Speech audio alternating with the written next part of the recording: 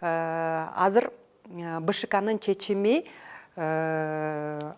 Талант Мамытов спикер болуп төрага катары өзүнүн жумушун таштап кетиш керек болчу. Бул жаңы өзгөрүүлөр деп атат.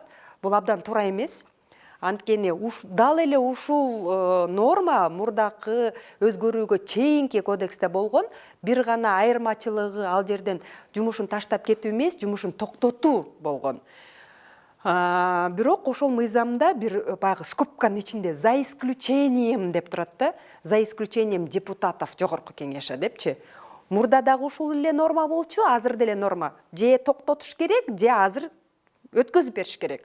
Бирок ошол жерде турат за исключением депутатов жогорку кеңеши дегенде былтыр чындыгында ушундай суроо болгон, жараткан, дал эле ошол суроо жаратылган. Анткени ошол кездеги спикер, анан 2 вице-спикер депутатка талапкерлигин коюлушкан. Ошол кезде кандидат болушканда, ошол кездеги Жумабеков Дастан Кыргызстан партиясынан, Аида Касымалиева Биримдик партиясынан, Мирлан Бакиров Мекеним Кыргызстан партиясынан. Ошондо атын эсимде жок, бир партия арыз менен кайрылган. Ушул 3 кандидат өзүнүн жумушун токтоткон жок, ошондуктан списоктан чийилип салыш керек, чыгарылыш керек деген жүйө коюлган да. БШК ошол кезде караган, ошол эле норма токтотсунбу же азыр кетип калсынбы деген да.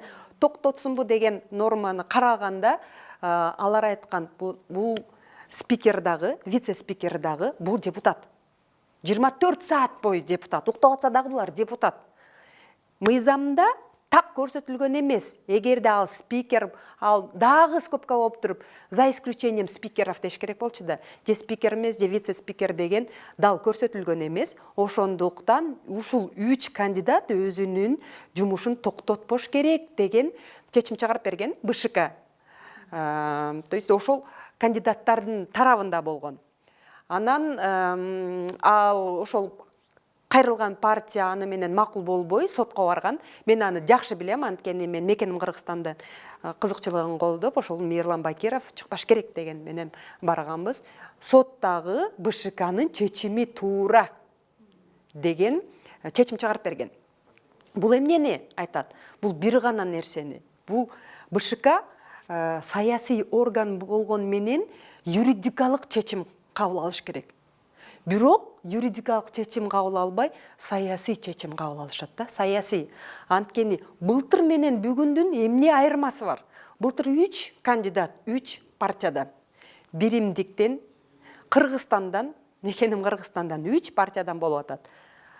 Бүгүн ошол эле норма өзгөрүлгөн жок да. Бир эле өзгөрүүсү менен же токтотуш керек, же өзүнүн эмесин өткөзүп бериш керек. Эгерде ошол кандидат кетип токтотсо же кетип калса, анын процедурасы кандай болот? Эмне внеочередной сессияны чакырып келип туруп кайрадан спикерди шайлайбы деген нормалар болгон эмес да.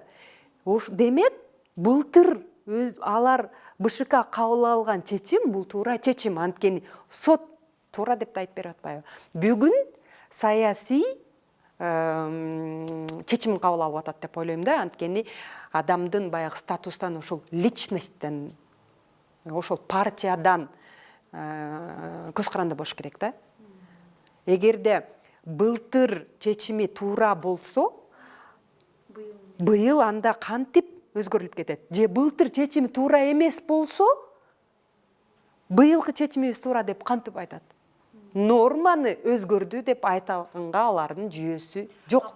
Жаңы өзгөртүүлөр боюнча жумушун өткөзүп бериш керек. Мурдакы норма боюнча токтотуш керек. Бирок баягы норманын БРНнин өзүнүн основаниясы бир эле болуп атпайбы? Ким ал? Спикер. Ошондуктан муну азыркы өзгөртүүлөрдү карабай, мына түбүн караш керек да. Ошол кезде менен бүгүнкү кездеги 2 чечимди мындай таразага коюш керек.